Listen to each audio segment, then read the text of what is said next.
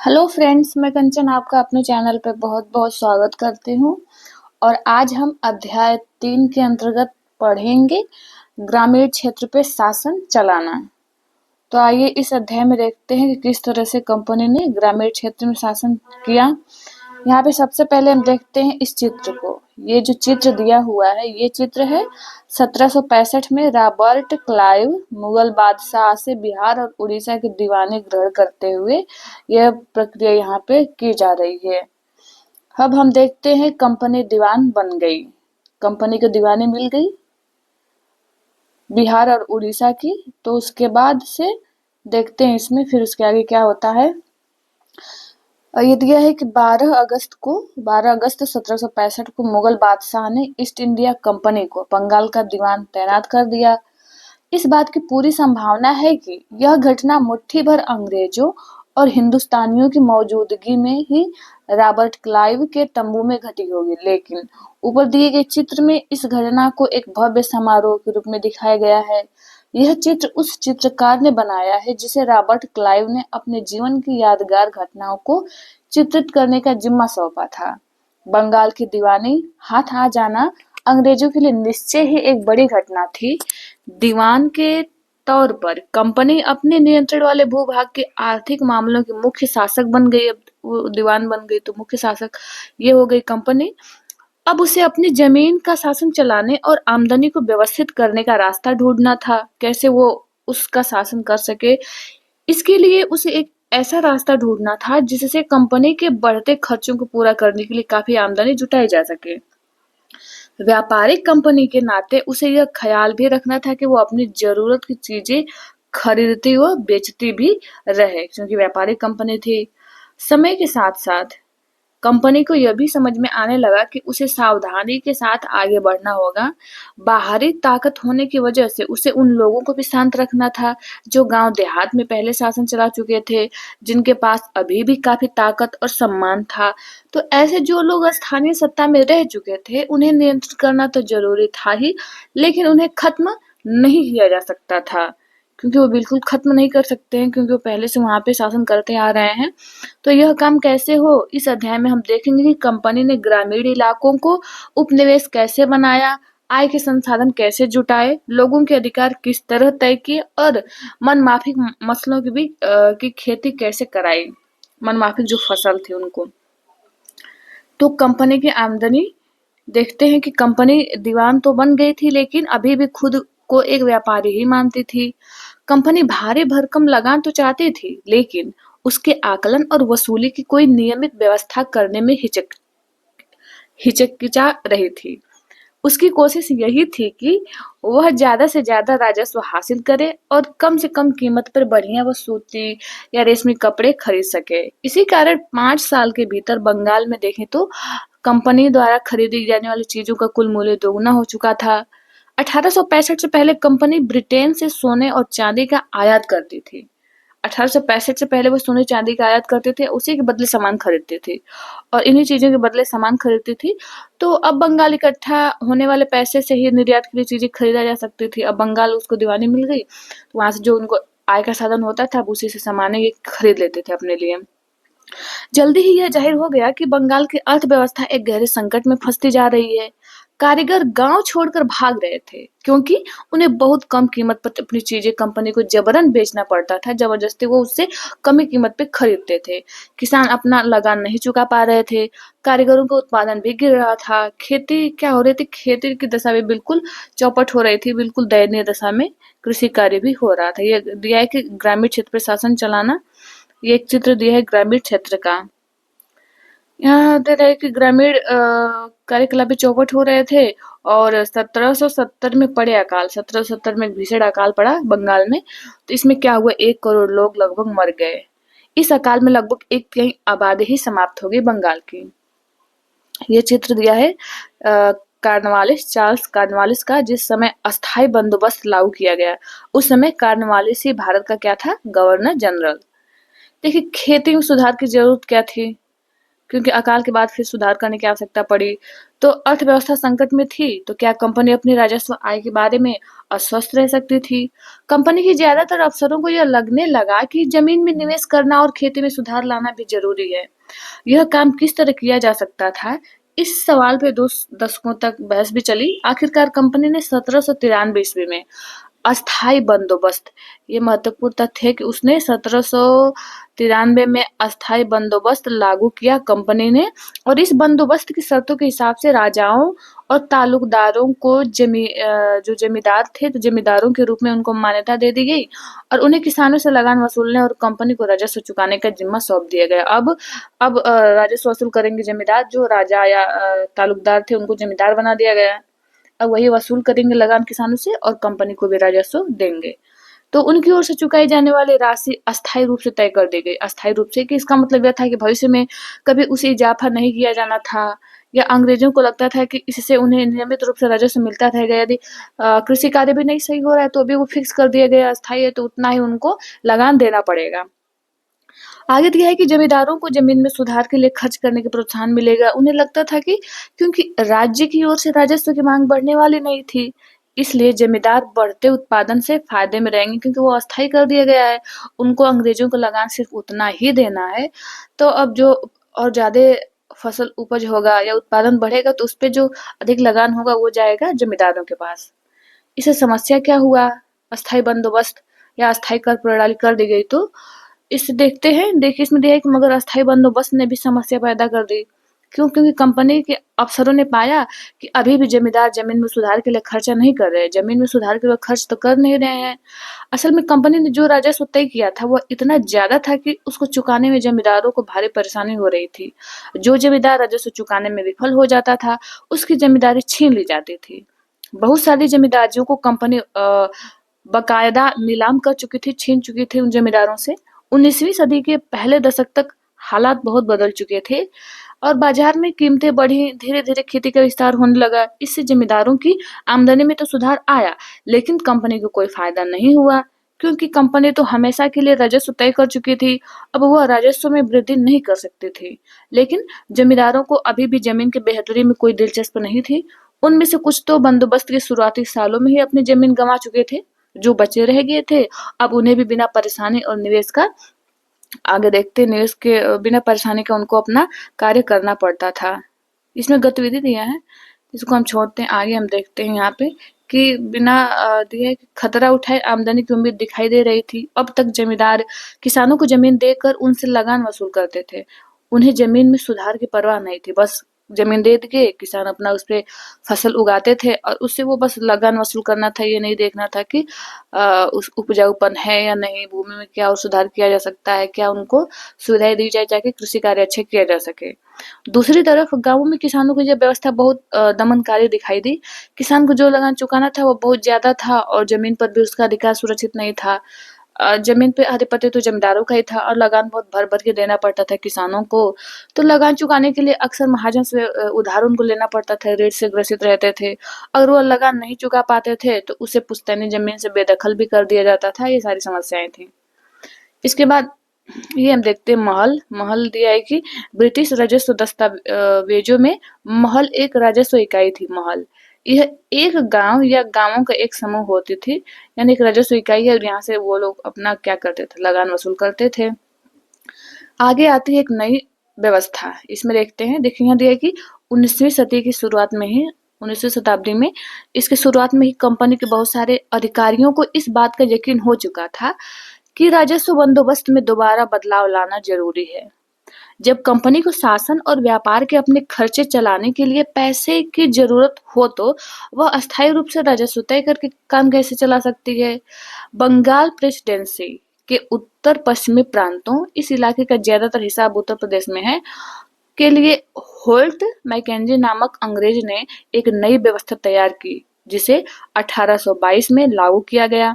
McKenzie को विश्वास था कि उत्तर भारतीय समाज में गांव एक महत्वपूर्ण सामाजिक संस्था है और उसको बचाए रखना चाहिए। उसके आदेश पर कलेक्टरों ने गांव-गांव का दौरा किया, जमीन की जांच की और खेतों को भी मापा और विभिन्न समूहों की रीति रिवाजों को दर्ज किया, किस-किस समूह में किस-किस प्रकार के रीति रिवाज मनाए जा रहे हैं। गांव के एक-एक खेत के अनुमानित राजस्व को भी जोड़कर हर गांव का ग्राम समूह यानी महाल से वसूल होने वाले राजस्व का उसने हिसाब लगाया कि कितने राजस्व इनसे वसूला जा रहा है, वसूल किया जा रहा है। तो इस राजस्व को अस्थायी रूप से तय नहीं किया गया, बल्कि उसमें समय-समय पर संशोधन की गुंजाइश रखी गई। इसमें वो बदलाव किया गया कि अब बिल्कुल फिक्स नहीं, अस्थायी नहीं किया जाएगा कि जितना अस्थायी कर दिया गया है उतना ही अब उसको मतलब समय-समय के अनुसार उसको बदला जाएगा। राजस्व इकट्ठा करने और उसे कंपनी को अदा करने का जिम्मा जमींदार की बजाय अब गांव के मुखिया को सौंप दिया गया। अस्थायी बंदोबस्त में लगान वसूल करने का अधिकार जमींदारों के पास था। अब इसमें संशोधन करके उसको कर दिया गया था, मुखिया के अधिकार क्षेत्र में कर दिया गया था। इस व्यवस्था को महालवारी बंदोबस्त नाम दिया गया। वो हमने अस्थायी बंदोबस्त देख लिया और इस महालवारी बंदोबस्त यानी लगान भी इसमें परिवर्तित होता रहेगा समय के अनुसार, यानी यदि उपज कम हुई तो कम कर दिया जाएगा, भूमि ज्यादा उपजाऊ नहीं है तो उस पे भी क्या होगा, लगान कम लगाया जाएगा। इस तरह से परिवर्तन किए जाएंगे। आगे हम देखते हैं मुद्रा व्यवस्था। देखिए मुद्रा व्यवस्था में क्या दिया है कि ब्रिटिश नियंत्रण वाले दक्षिण भारतीय इलाकों में भी अस्थायी बंदोबस्त की जगह नई व्यवस्था अपनाने का प्रयास किया जाने लगा। वहां जो नई व्यवस्था विकसित हुई उसे रैयतवारी का नाम दिया गया। कैप्टन अलेक्जेंडर रीड ने टीपू सुल्तान के साथ चले युद्धों के बाद कंपनियों द्वारा कब्जे में जो लिए गए कुछ इलाके थे, इस व्यवस्था को आजमा कर भी देखा। टॉमस मुनरो ने इस व्यवस्था को विकसित किया और धीरे धीरे पूरे दक्षिण भारत पर यह व्यवस्था लागू कर दी गई। रीड और मुनरो को लगता था कि दक्षिण में परंपरागत जमींदारी नहीं थे, ये जमींदार नहीं थे उस समय, इसलिए उनका तर्क यह था कि उन्हें सीधे जो किसान थे या जो रैयत थे, रैयतों से ही बंदोबस्त करना चाहिए। जो पीढ़ियों से जमीन पे खेती करते आ रहे हैं उन्हीं से वो राजस्व के लिए बातें करनी चाहिए, क्योंकि यहाँ पे जमींदारी व्यवस्था उन्होंने दक्षिण भारत में परंपरागत रूप से नहीं देखी। आकलन से पहले उनके खेतों का सावधानी पूर्वक और अलग से संरक्षण किया जाना चाहिए। मुनरो का मानना था कि अंग्रेजों को पिता की भांति किसानों की रक्षा करनी चाहिए। वो मानते थे कि अंग्रेजों को पिता की भांति उन किसानों की रक्षा करनी चाहिए। सब कुछ ठीक नहीं था। इसमें देखते हैं क्या दिया है कि नई व्यवस्थाएं लागू होने के बाद महज कुछ साल के भीतर उनमें समस्याएं दिखाई देने लगी। जो भी नई नई व्यवस्थाएं इस प्रारंभ में लागू तो की गई, जो अस्थायी बंदोबस्त हो गया, महालवारी आया, इस तरह से, लेकिन कुछ कुछ समस्याएं सब में रही हैं। तो इसमें दिया है कि जमीन से होने वाली आमदनी बढ़ाने के चक्कर में राजस्व अधिकारियों ने बहुत ज्यादा राजस्व तय कर दिया कि बहुत ज्यादा राजस्व तय कर देंगे तो जमीन से हमारे आमदनी बढ़ेगी। किसान राजस्व चुका नहीं पा रहे थे, रैयत गांवों से भाग रहे थे, क्योंकि वही जब राजस्व नहीं चुका पाएंगे फिर ऋण में डूबेंगे, ऋणग्रस्त होंगे, सब समस्याएं आएंगी, तो वो गांव छोड़ के भाग रहे थे। बहुत सारे क्षेत्रों में जो गांव था वीरान हो गए। आशावादी अफसरों को उम्मीद थी कि नई व्यवस्था किसानों को संपन्न उद्यमशील किसान बना देगी, लेकिन ऐसा फिर भी नहीं हुआ। यूरोप के लिए फसलें, यूरोप अपने लिए कौन कौन सी फसलें उगवाता था इनसे। अंग्रेजों ने यह भी महसूस किया कि ग्रामीण इलाके न केवल राजस्व प्रदान कर सकते हैं, बल्कि वहां यूरोप की जरूरतों के हिसाब से सही फसलें भी पैदा की जा सकती है, यहीं पे भारत में ही। 18वीं सदी के आखिर तक अंत में देखें तो कंपनी ने अफीम और नील की खेती पर पूरा जोर दिया। उसने अफीम और नील की खेती भारतीय किसानों से करवाया, जोर जबरदस्ती करके। इसके बाद लगभग 150 साल तक अंग्रेज देश के विभिन्न भागों में किसी न किसी फसल के लिए किसानों को मजबूर करते थे, जबरन उनसे वो कृषि करवाते थे। जैसे बंगाल में उसने पटसन करवाया, असम में चाय, संयुक्त राज्य प्रांत यानी वर्तमान उत्तर प्रदेश में गन्ना, पंजाब में गेहूं, महाराष्ट्र और पंजाब में कपास, मद्रास में चावल, इन सब की कृषि उसने करवाई। यह कैसे किया गया? अंग्रेजों ने अपनी जरूरत की फसलों की खेती को फैलाने के कई तरीके अपनाए। तो यहाँ दिया है कि इस तरह की एक फसल उत्पादन ऐसी पद्धति को अच्छी तरह समझें। जैसे दिया है कि क्या रंग का भी कोई इतिहास है। यहाँ दिया है कि चित्र, यहाँ दिया है कि 5 और 6, जैसे ये चित्र दिया है, एक कलमकारी छापा और चित्र 6 में है मारिस कॉटन छापा। इसमें दिया है कि इन सब चित्र में सूती कपड़े के छापे की 2 तस्वीरें दी गई हैं। बाईं तरफ चित्र 5 में की तस्वीरें भारत में या आंध्र प्रदेश के बुनकरों द्वारा बनाए गए ये कलमकारी छापे दिखाई दे रहे हैं। ये वाला ये कलमकारी छापा हो गया, और ये जो दूसरा हो गया ये ब्रिटेन के प्रसिद्ध कवि और कलाकार विलियम मॉरिस द्वारा बनाए गए फूल वाले छापे हैं। और दोनों छापों में एक बात समान है, दोनों में ही गहरे नीले रंग का ही प्रयोग किया गया है। इसमें भी नीला रंग का प्रयोग किया गया है और इस वाले में भी, छठवें चित्र में भी नीले रंग का प्रयोग किया गया है। इसे आमतौर पर नील कहा जाता है। क्या आप जानते हैं कि यह रंग किस तरह पैदा किया जाता है? देखिए, आगे देखते हैं हम। इन छापों में आपको जो नीला रंग दिखाई दे रहा है वह नील नाम के एक पौधे से निकाला जाता था। इस बात की काफी संभावना है कि 19वीं सदी के ब्रिटेन में मॉरिस के छापों में इस्तेमाल किया गया नीला रंग भारत में उगने वाले नील के पौधों से ही तैयार किया गया होगा। उस समय भारत दुनिया में नील का सबसे बड़ा स्रोत था। भारतीय नील की मांग क्यों थी? आइए देखते हैं इसमें। देखिए दिया है कि नील का पौधा मुख्य रूप से उष्णकटिबंधीय इलाकों में ही उगता है। तो 13वीं सदी तक इटली, फ्रांस, ब्रिटेन के कपड़ा उत्पादक कपड़े की रंगाई के लिए भारतीय नील का इस्तेमाल कर रहे थे। यहीं से नील लेकर जाते थे और नील की खेती भी भारत में जबरन करवाई जाती थी यूरोप भेजने के लिए। तो उस समय भारतीय नील की बहुत थोड़ी मात्रा ही यूरोपीय बाजारों में पहुंचती थी। उसकी कीमत भी बहुत ऊंची रहती थी, इसलिए यूरोपीय कपड़ा उत्पादकों को बैंगनी और नीले रंग बनाने के लिए वोड नामक एक और पौधे पर निर्भर रहना पड़ता था। वोड पौधा शीतोष्ण क्षेत्र में उगता था, इसलिए यूरोप में आसानी से मिल जाता था। उत्तरी इटली, दक्षिणी फ्रांस व जर्मनी और ब्रिटेन के कई हिस्से में भी यह पौधा उगता था, वोड नाम का। तो नील के साथ प्रतिस्पर्धा से परेशान यूरोप के वोड उत्पादकों ने अपनी सरकारों पर दबाव डाला कि वे नील के आयात पे क्या करें, पाबंदी लगा दें, नील का आयात न करें। मगर कपड़े को रंगने वाले तो नील को ही पसंद करते थे। नील से बहुत चमकदार नीला रंग मिलता था, जबकि बोर्ड से मिलने वाला रंग बेजान और फीका फीका रहता था। तो 17वीं सदी तक आते आते यूरोपीय कपड़ा उत्पादकों ने नील के आयात पर लगी पाबंदी में ढील देने लगे और अपनी सरकारों को राजी कर लिया। कैरिबियाई द्वीप समूह स्थित सेंट डोमिंगो में फ्रांसीसी, ब्राजील में पुर्तगाली, जमैका में ब्रिटिश और वेनेजुएला में स्पेनिश लोग नील की खेती करने लगे। उत्तरी अमेरिका में भी बहुत सारे भागों में नील के बागान सामने आ गए थे। 18वीं शताब्दी के आखिर तक देखें तो भारतीय नील की मांग और बढ़ गई। ब्रिटेन में औद्योगिकरण का युग शुरू हो चुका था। उसके कपास उत्पादन में भी इजाफा हुआ और अब कपड़ों की रंगाई की मांग तेजी से बढ़ने लगी। जब नील की मांग बढ़ी तो उसी दौरान वेस्ट इंडीज और अमेरिका से मिलने वाली आपूर्ति अनेक कारणों से बंद हो गई और 1783 से 1789 के बीच दुनिया का नील उत्पादन आधा रह गया। ब्रिटेन के रंगरेज अब नील की आपूर्ति के लिए बेचैनी से किसी और स्रोत की तलाश कर रहे थे कि अब नील कहाँ से हम प्राप्त करें, कैसे, उधर से तो बंद हो गया, अब नील नहीं आएगा तो फिर कपड़े की छपाई कैसे होगी, रंगाई कैसे होगी। तो फिर वो सोचने लगे कहाँ से नील की तलाश की जाए। तो भारत में ब्रिटेन की बढ़ती दिलचस्पी।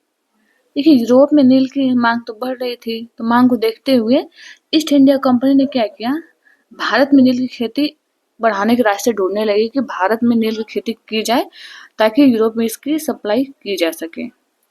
देखिए 18वीं सदी दिया है कि 18वीं सदी के आखिरी दशकों से ही बंगाल में नील की खेती तेजी से फैलने लगी थी।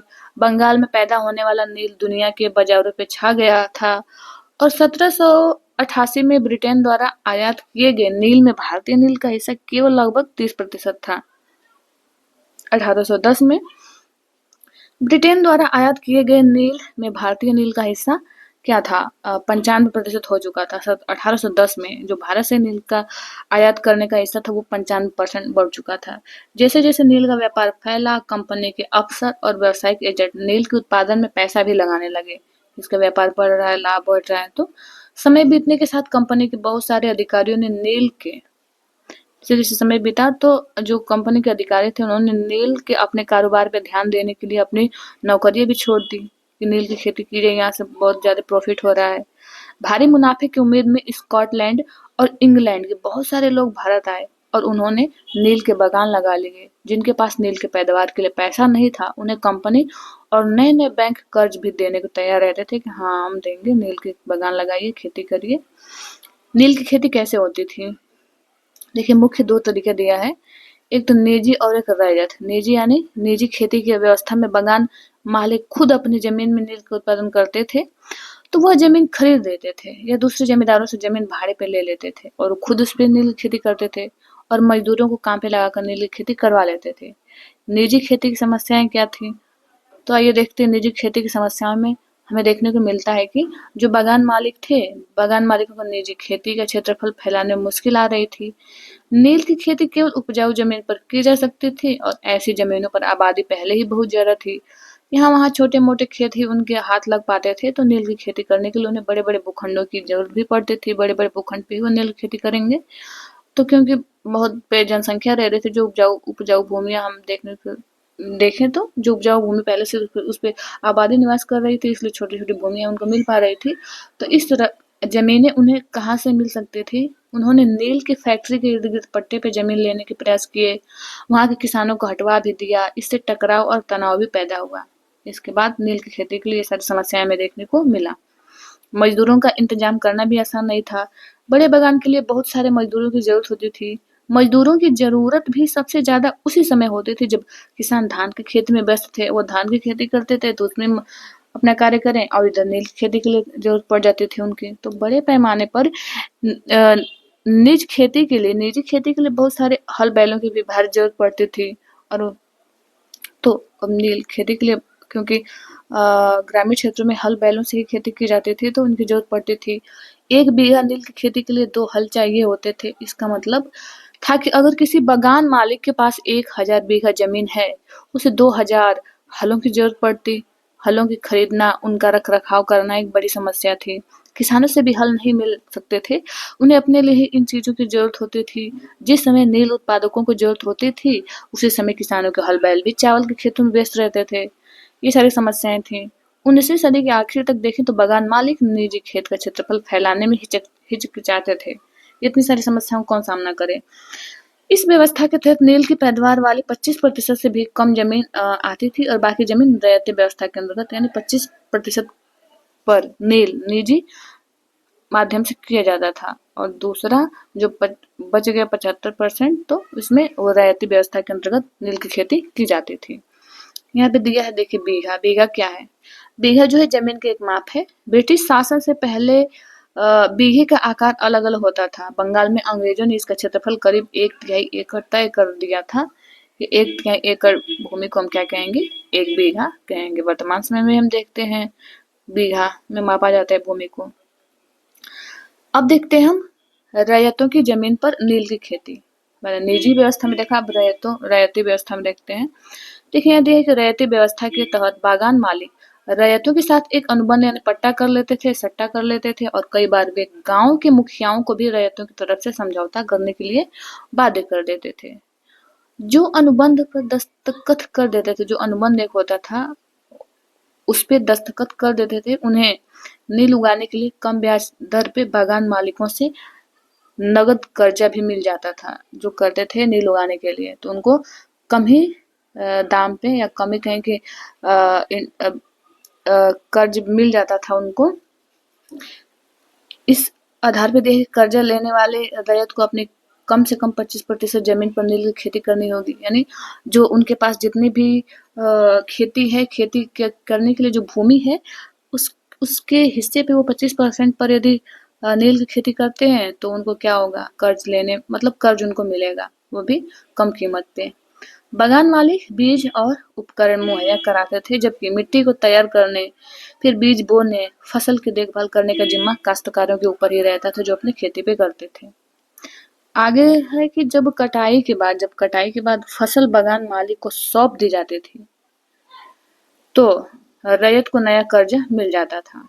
और उसके बाद वही चक्र दोबारा फिर इसी तरह चलता रहता था। वो कर्ज लेते थे, अपने 25% भूभाग पे अपना क्या नील की खेती करते थे। ये दिया है 19वीं सदी की शुरुआत में बंगाल के मजदूर नील की खेती करते हुए, और दिया है कि भारत में नील के पौधों की कटाई अधिकांशतः पुरुष ही करते थे। जैसे यहाँ पे इस चित्र में ये नील के पौधों की कटाई पुरुष कर रहे हैं।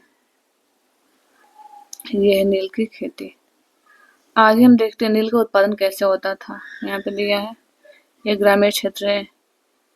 नील के खेतों के पास ही स्थित नील का एक कारखाना। यही इस खेत जो होते थे, भूमि होती थी जहाँ पे कृषि कार्य किया जाता था नील का, उसी के आसपास नील के कारखाने भी लगा लिए जाते थे। यहाँ पे चित्र में दिया है कि नील के पौधों को हौद तक औरतों को ढोकर लाते थे। ये औरतें उसको नील के पौधों को ढोने का कार्य करती थी। यहाँ पे दिया है बिक्री के लिए नील, यहाँ पे नील बेचने के लिए तैयार किया जा रहा है। आगे हम देखते हैं यहाँ पे शुरू देखिए जो किसान पहले इन कर्जों से बहुत आकर्षित थे, उन्हें जल्दी ही समझ में आ गया कि यह व्यवस्था कितनी कठोर है। उन्हें नील की जो कीमत मिलती थी वो बहुत कम थी और कर्जों का सिलसिला कभी खत्म नहीं होता था। यानी नील उत्पादन के बाद बेचने पे नील की कीमत भी बहुत उनको कम मिलता था और उसके लालच में उनको ऋण दिया जाता था, तो उसके ऋण भी उनका कर्ज भी बढ़ता जाता था दिनों दिन। समस्याएं और भी थी। बागान मालिक चाहते थे कि किसान अपने सबसे बढ़िया खेतों में ही नील की खेती करे, लेकिन नील के साथ परेशानी यह थी कि उसकी जड़ें बहुत गहरी होती थी। यदि वह मिट्टी की सारी ताकत खींच लेती थी, नील की कटाई के बाद वहां धान की खेती करना संभव नहीं था। धान अच्छे नहीं हो पाते थे, तो ये समस्या थी। तो इन सारी समस्याओं का सामना करने के बाद कि जबरन उनसे नील की कृषि करवाई जाती थी उनके 25% भूमि पे, या फिर कभी 1/3 पे करवाए जाते थे। तो इस तरह से इन सारी समस्याओं को देखते हुए किसानों ने विद्रोह किया। तो अब हम देखेंगे इसमें नील विद्रोह और उसके बाद क्या होता है। तो नील विद्रोह में देख दिया है कि मार्च 1859 में बंगाल के हजारों रैयत थे, जो किसान थे, उन्होंने नील की खेती से इनकार कर दिया कि हम नील की खेती नहीं करेंगे। जैसे जैसे विद्रोह फैला, विद्रोह कर दिए उसके लिए। तो रैयतों ने बंगाल मालिकों को लगान चुकाने से भी इनकार कर दिया कि अब जो हम अब तुम्हारे लगान भी नहीं चुकाएंगे। वे तलवार, भाले और तीर कमान लेकर नील की फैक्ट्री पे हमला करने लगे। जो रैयत थे, औरतें अपने बर्तन लेकर लड़ाई में कूद पड़ी। बगान मालिकों के लिए काम करने वालों का सामाजिक बहिष्कार कर दिया गया। बगान मालिकों की तरफ से लगान वसूली के लिए आने वाले गुमास्ता एजेंटों की पिटाई की गई। रैयतों ने कसम खा ली कि न तो वे नील की खेती के लिए कर्जा लेंगे और न ही बगान मालिकों के लाठीधारी गुंडों से भी डरेंगे, ना तो लगान देंगे। नील के किसान चुप बैठने को तैयार नहीं थे, क्योंकि उन्हें बगावत की ताकत कहाँ से मिली, इसमें कोई शक नहीं कि नील की खेती अत्यंत दमनात्मक थी। यानी जबरन करवाई जाती थी और धान की कृषि के लिए भी फिर उपजाऊपन नहीं बचता था। लेकिन जो लोग दबे होते थे वे हमेशा बगावत नहीं करते, ऐसा कभी कभी ही होता था। 1859 में देखें तो 1859 में नील रैयतों को लगा कि बागान मालिकों के खिलाफ बगावत में उन्हें स्थानीय जमींदारों और मुखियाओं का भी समर्थन मिल सकता है। बहुत सारे गांवों में जिन मुखियाओं से नील के अनुबंधों पर जबरन दस्तखत कराए गए थे, उन्होंने ही नील किसानों को इकट्ठा किया और लाठियों के साथ आमने सामने की लड़ाई भी लड़ी। कई स्थानों पर रैयतों को बगावत के लिए उकसाते हुए खुद जमींदार गांव गांव घूमने लगे। जमींदार इस बात से परेशान थे कि बगान मालिकों की ताकत बढ़ती जा रही थी। बगान मालिक जबरन लंबे समय के लिए उनसे जमीनें ले लेते थे, बंदोबस्त पे दस्तखत करवा के। नील के किसानों को यह भी लग रहा था कि अंग्रेजी जो सरकार थी, अंग्रेजी सरकार भी संघर्ष में उनका साथ देगी। 1857 के बगावत के बाद ब्रिटिश सरकार एक और व्यापक विद्रोह के खतरे से डरी हुई थी। जब नील की खेती वाले जिलों में एक और बगावत की खबर फैली, तो लेफ्टिनेंट गवर्नर ने 1859 की सर्दियों में इलाके का दौरा किया। रैयतों को लगा कि सरकार उनकी दुर्दशा से परेशान है। बरसात में मजिस्ट्रेट एसएल ईडन ने एक नोटिस भी जारी किया कि जिसमें कहा गया था कि रैयतों को नील के अनुबंध मानने के लिए मजबूर नहीं किया जाएगा। कि जो रैयत है उनको नील के अनुबंध वो जो मानना चाहे वो माने, जो नहीं मानेगा उनको ये नहीं कि जबरन उनको वो अनुबंध मानना है या मानना पड़ेगा। इस नोटिस के आधार पे लोगों में यह खबर फैल गई कि रानी विक्टोरिया ने नील की खेती न करने का हुक्म दे दिया है। ईडन किसानों को शांत करने, विस्फोटक स्थितियों को नियंत्रित करने की कोशिश कर रहा था। उसकी कार्रवाई को किसानों ने अपने विद्रोह का समर्थन मान लिया। जैसे जैसे विद्रोह फैला, कलकत्ता के पढ़े लिखे लोग भी नील जिलों की ओर चल पड़े। उन्हें रैयतों की दुर्दशा, बगान मालिकों की जोर जबरदस्ती और अत्याचारी नील व्यवस्था के बारे में भी उन्होंने, जो भी विद्वान थे, इस पर उन्होंने लेख लिखने शुरू किए। इस बगावत से परेशान सरकार को बगान मालिकों की रक्षा के लिए सेना बुलानी पड़ी थी। अंग्रेजी सरकार फिर उनको सेना बुलाई। नील उत्पादन व्यवस्था की जांच करने के लिए एक नील आयोग भी बना। इस आयोग ने बगान मालिकों को दोषी पाया, जोर जबरदस्ती के लिए उनकी आलोचना की। आयोग ने कहा कि नील की खेती रैयतों के लिए फायदे का सौदा नहीं है। आयोग ने रैयतों से कहा कि वे मौजूदा अनुबंधों को पूरा करें, लेकिन आगे से वे चाहे तो नील की खेती बंद कर सकते हैं। इस बगावत के बाद बगानों में नील का उत्पादन धराशायी हो गया। इसके बाद बगान मालिक बिहार पर ध्यान देने लगे। अब जो बगान मालिक थे, बिहार पे ध्यान उनका गया और 19वीं सदी की आखिर में कृत्रिम रंगों का निर्माण होने लगा था 19वीं शताब्दी के अंत तक। तो फिर क्या हुआ, इससे उनका व्यवसाय भी बुरी तरह प्रभावित हुआ। धीरे धीरे कृत्रिम रंग बनने लगे तो नील की खेती पे उतना अब दबाव नहीं रह गया। फिर भी वे उत्पादन फैलाने में सफल रहे। जब महात्मा गांधी दक्षिण अफ्रीका से लौटे तो बिहार के किसान ने उन्हें चंपारण आकर नील किसानों की दुर्दशा को देखने को न्योता दिया और 1917 में महात्मा गांधी का यह दौरा नील बागान मालिकों के खिलाफ चंपारण आंदोलन शुरू हुआ। तो जो नील बागान मालिक थे तो उनके खिलाफ उन्होंने चंपारण आंदोलन शुरू किया, जो कि जबरन नील खेती करवाते थे। यहाँ पे दिया है, ये लेख किनका है, ये नील आयोग रिपोर्ट खंड 2 है। इसमें दिया है कि भीख मांग लूंगा परंतु नील नहीं उगाऊंगा। लिख दिया है कि चांदपुर थाना हरदी के एक नील काश्तकार हाजी मुल्ला से मंगलवार 5 जून 1860 को नील आयोग के सदस्यों ने बात की है। हाजी मुल्ला ने कुछ सवालों के जवाब इस तरह दिए कि क्या ये W.S. सीटन का नील आयोग के अध्यक्ष हैं। ये पूछ रहा है कि क्या अब तुम नील की खेती के लिए तैयार हो, अगर नहीं तो किस तरह की शर्तों पर खेती करना चाहोगे। हाजी मुल्ला कहता है मैं नील उगाने को तैयार नहीं हूँ, मुझे नहीं पता कि कोई भी नई शर्त मुझे संतुष्ट कर सकती है। श्री साले, क्या तुम 1 रुपया प्रति बंडल की कीमत पर भी खेती नहीं करना चाहते। हाजी मुल्ला, नहीं, मैं नहीं करूंगा। नील उगाने के बजाय मैं कहीं और चला जाऊंगा, भीख मांग लूंगा परंतु नील नहीं उगाऊंगा। ये रिपोर्ट है उस समय का एक व्यक्ति का। यहाँ पे हम देखते हैं, ये देखिए यहाँ दिया हुआ है कि ये वेस्ट इंडीज में नील उत्पादन यहाँ पे दिया है। इसमें देखते हैं, दिया है कि 18वीं सदी की शुरुआत में एक फ्रांसीसी मिशनरी है जॉन बेपतिस्त लबात ने जो कैरिबियाई द्वीप है वहाँ पे उसका दौरा किया और इस इलाके के बारे में उसने विस्तार से लिखा है कि यह तस्वीर जो है लबात की एक पुस्तक से ली गई है। इस तस्वीर में यहाँ के फ्रांसीसी बागानों में नील उत्पादन के सारे चरणों को दर्शाया गया है।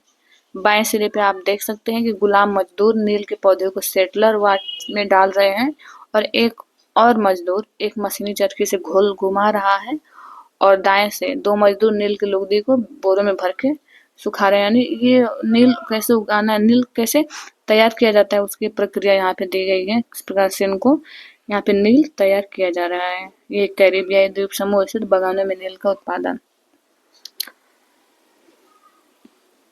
तो इस प्रकार से हमने देखा कि नील की खेती कैसे जबरन करवाए, कैसे आयोग बना, कैसे फिर उनको उसमें ढील दी गई कि नहीं भी कर सकते हैं।